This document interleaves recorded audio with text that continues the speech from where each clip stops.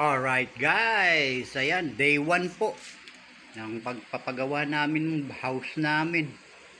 Ayan, una nilang ginawa ito, nagukay sila para sa poste. Dahil dadagdagan po yung poste ng bahay namin para sa second floor.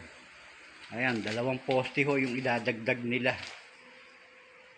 Ayan. Kalukuyan na yun, naghuhukay pa. At pagkatapos niya, lalagyan na ng bakal yan. Tapos ay popormahan at bubuhusan na ng simento. Ayan, actually, ito lang ho yung bahay namin. Maliit lang ho bahay namin. Ayan, binabot ho kami ng baha dito. Nako, dito ho ako natulog dyan. Ayan, binakbak na nila yung kisame namin. Ayan, dyan ho ako natulog. Yan, sa mga bakal na yan. Naglatag lang ho ko ng isang malapad-lapad na kahoy dyan. At dyan ho ko natulog nung bumaha dito sa amin. At eto ho yung guhit ng baha. Ayan, yung iniwang bakas nung baha. Ayan ho, ayan. Ganyan ho, kataas yan. Ayan. Ayan, malapit na sa kisame namin. O, ayan ho, kisame namin. Ayan.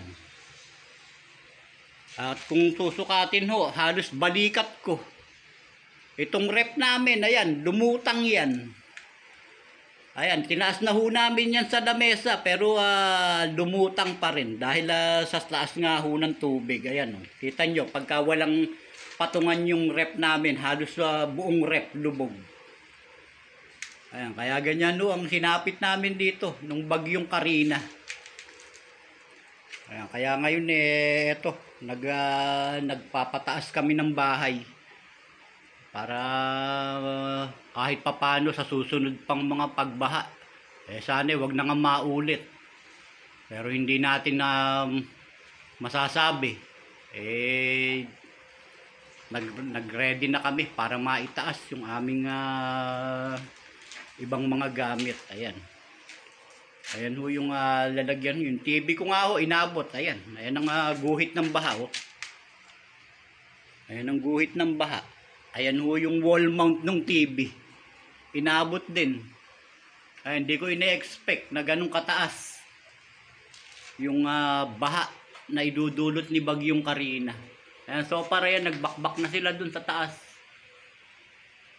At pag nabuhusan ho ng poste ito ay dito na sila sa taas. Maglalagay na sila ng mga biga.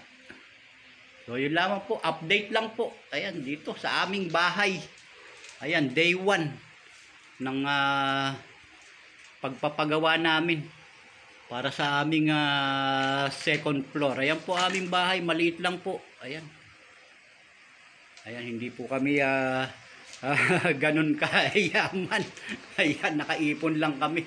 Pampataas ng aming second floor, panlagay ng aming second floor. Ayan, time check, break time ho ngayon ng mga gumagawa.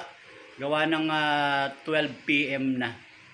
Ayan, nag-break time muna sila kaya nagkaroon ako ng chance na makapag-update para sa inyo.